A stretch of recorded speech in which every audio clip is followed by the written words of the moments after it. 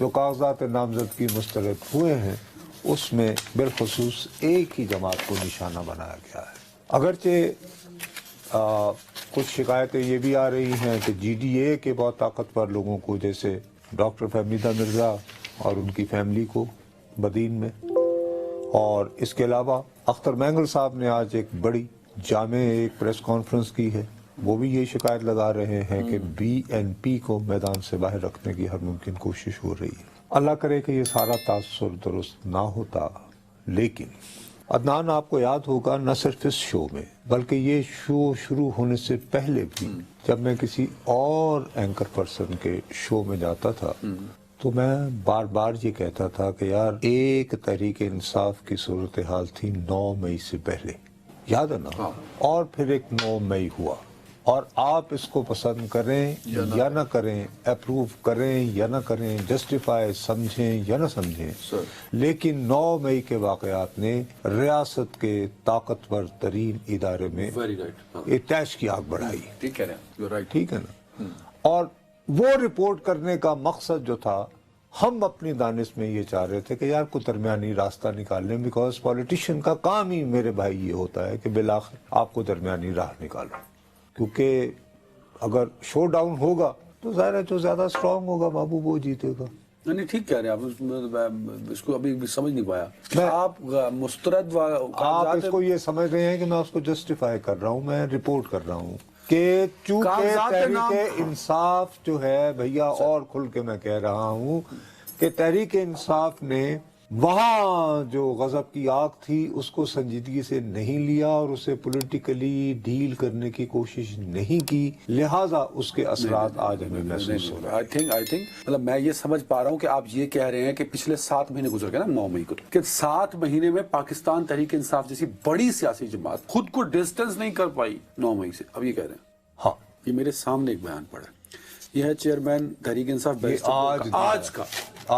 آج کا ہمارا اسٹیبلشمنٹ سمیت کسی سے کوئی جھگڑا نہیں ہے۔ آج کا شاہ محمود قریشی اور بانی تحریک انصاف بھی یہ کہہ چکے ہیں کہ ہم 9 مئی اور بعد از خرابی بسیار، لیکن اس سے قطع نظر اگر آپ جاؤ، میں بار بار اس شو میں 2 چیزوں کا ذکر کرتا رہا ہوں۔ نادان دوست، میں نے کہا یار مجھے سمجھ نہیں آتی کہ یہ جو چند وکلا اپنے آپ کو سمجھتے ہیں کہ وہ تحریک انصاف کے جیسے بڑے خیر خواہ ہیں، کیا وہ واقعی ان کے دوست ہیں یا خیر خواہ ہیں؟ کیا وہ ان کی مشکلات میں اضافہ کر رہے ہیں یا انہیں کم کر رہے ہیں؟ ٹھیک۔ اسی طرح ایک نادان دوستوں کا ایک اور گروہ ہے تحریک انصاف جو یوٹیوبرز کہ زیادہ سے زیادہ لائکس لینے کے لیے، وہ تو بیک بون ہے یار پی ٹی آئی کی سوشل میڈیا ٹیم اور سوشل میڈیا ایکٹیوسٹ، ان کے بیک بون ہے سب سے پہلے ڈالر کمانے کے لیے، مونیٹائز ہوتا ہے جب یوٹیوب، اور لیکن آپ جب وہاں بیٹھتے ہیں اور آپ کا تعلق رہا ہوتا ہے تحریک انصاف کے ساتھ، میں نام نہیں لینا چاہتا، اور آپ وہاں پہ مستقل ایک ایسا بیانیہ دے رہے ہوتے ہیں جس کا ٹارگٹ وہی ہوتے ہیں، تو نتیجہ کیا ہے؟ وہ 2+2 کر کے تو وہ یہ نتیجہ اخذ کرتے ہیں کہ صاحب یہ جو آج جیسے غور خان نے بیان دیا یہ تو ایسے ہی دیا ہے، اندر سے یہ لوگ جو ہیں اصل وہ ہے جو کلپ آ رہا ہے، اصل وہ کلپ جو آ رہا ہے، آ گئی سمجھ۔ اب اس کے باوجود میں پوری دیانتداری سے کہتا ہوں کہ one can understand as a student of politics کہ وہ ادارہ جس کی پار کے اوپر منوپلی ہو، قوت کے اوپر منوپلی ہو، اگر یہ محسوس کرے کہ اس کی رٹ کو چیلنج کیا گیا ہے، اس کی اتھارٹی کمانڈ اینڈ کنٹرول کے ساتھ کھیلا گیا، تو پھر وہ ایک بات کا جواب دے، مجھے آپ نے کنفیوز کر دے، تو میں بڑا سفر کر کے آیا ہوں۔ کور کمانڈر یا کسی بھی آرمی آفیسر کی یونیفارم کی بے حرمتی کرنا دنیا کے کسی ملک میں قابل قبول ہے؟ میں ہرگز یہ نہیں کہہ رہا۔ ایک ہیرو ہے جس کی تعریف ہمارے حریف ہندوستان نے بھی کی، کرنل شیر خان، اس کے مجسمے کو اٹھا کے توڑ پھینکنا اور اس کی تذلیل کرنا، کیا میں اس میں کنفیوز ہو گیا نا ان چیزوں کو لے کے، اب کیا کہنا چاہتا میں بالکل آپ کو کنفیوز نہیں کر رہا ہوں، میں یہ کہہ رہا ہوں کہ یہ تمام واقعات نے جس قسم کا ریئیکشن وہاں سٹوک کیا، بڑھایا، اس کو اپریشیٹ نہیں کیا being a political leader. Tehreek Insaf نے ایز اے پولیٹیکل پارٹی اس کو اپریشیٹ نہیں کیا۔ مثال کے طور پر کہ 1986 میں محترمہ جو ہیں وہ لاہور اترتی ہیں، اچھا، اور لاہور اتر کے ایئرپورٹ سے ان کا قافلہ جو ہے وہ کنٹونمنٹ سے گزرتا ہے، دائیں بائیں فوجی انسٹالیشن मिलिट्री इंस्टॉलेशन। ठीक है जी, और वहां एक गमला भी नहीं टूटता। ये तमाम एक हिकमत अमली थी। अच्छा, जहाज हाईजैक से लेके 81 से 86 तक 5 साल का टाइम है। अपने आप को डिस्टेंस दिया ना। पीटीआई ने भी किया, मतलब कुछ ना कुछ वो कर रहे हैं, बट 7 महीने हुए ना सर। इतनी शिद्दत से बाकायदा टारगेट बना के नहीं किया, और उनका जो बयानिया है सो कॉल्ड, उसको हाईजैक कर लिया है बहुत सारे यूट्यूबर्स ने और वकला ने। देखें, अब यहाँ थोड़ी सी फिर अनफेयर हो जाएगा। वो यार, एक सियासतदान को पता है कि किसी भी मुल्क में सियासत एस्टेब्लिशमेंट के टकराव के साथ नहीं चल सकती। आप कह रहे हैं कि जिस जमात में शाह महमूद कुरैशी हूँ, जिस जमात में अली मोहम्मद खान हो, जिस जमात में खुद बानी तहरीक जिस जमात में चौधरी परवेज इलाही हूँ, जो वर्दी में 10 मरतबा सदर मुंतखब करवाने में शर्मिंदा नहीं होता हुआ करते थे, उनके साथ ये क्यों हो रहा है, ये सोचने की बात। यही तो समझाइए ना मुझे। मतलब मैं आपका ये सारा तजिया नहीं समझ पा रहा कि वो टकराव की सियासत की जानिब जा रहे हैं, क्यों वो डिस्कस नहीं कर पा रहे, क्यों? ये मेरी ख्वाहिश थी, मैं कोई किसी के लिए स्ट्रेटेजी नहीं बनाता हूँ कि ऐसा ना होता, ठीक है ना।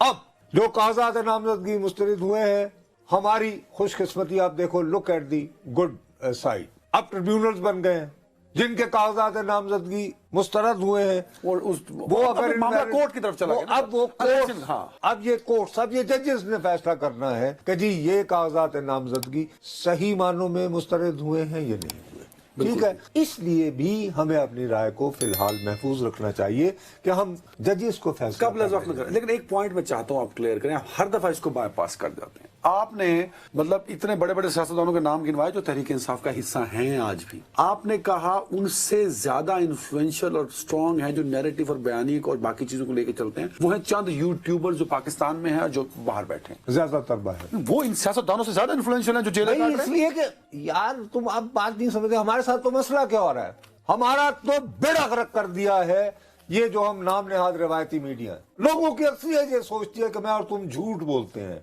हम में हिम्मत नहीं है, हम बहादुर नहीं हैं, हम खुल के बयान नहीं करते, और हमारी साख को मजीद तबाह करने के लिए इलेक्शन कमीशन साहब मिसाल के तौर पर आज उन्होंने ये एक चिट्ठी लिख दी है यानी पैमरा को। अच्छा, वो आज तारीख है जनाब अली 1 जनवरी, आज की तारीख में वो चिट्ठी लिखते हैं कि साहब कुछ टेलीविजन जो है वो पोल सर्वेस दे रहे हैं इलेक्शन के बारे में, और ये प्रैक्टिस, ये अमल जो है क्लास 12 जो है कोड ऑफ कंडक्ट, ज़ाब्ता अखलाक या ज़ाब्ता कार जो इलेक्शन कमीशन ने तय किया है उसकी खिलाफ 2023 वाला। लिहाजा पैमरा आप फौरन अमल में आओ।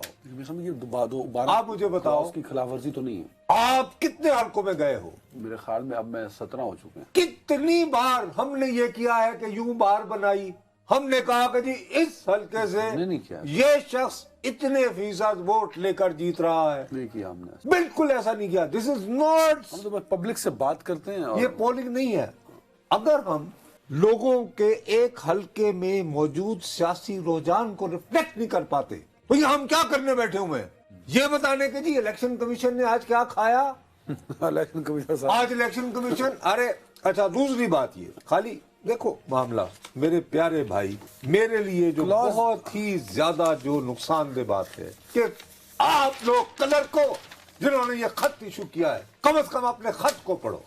It says clause 12 of ECP's code of conduct, ठीक है जी।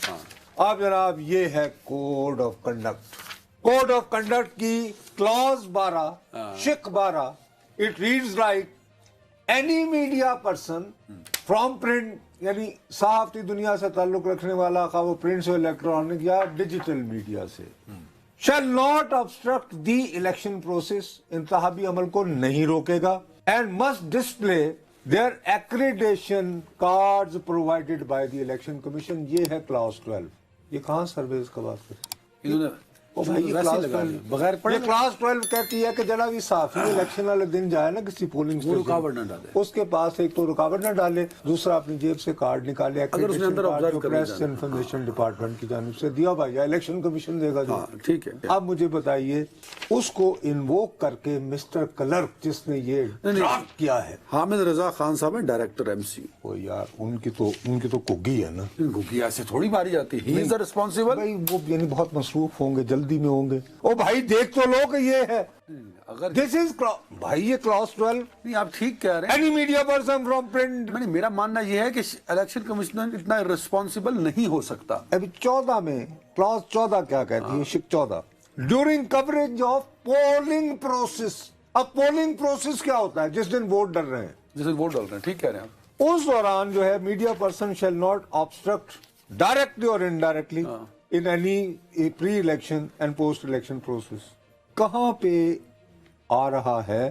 ہاں the accredited media person shall be allowed to enter a polling station along with camera for making footage for the voting process only for one time.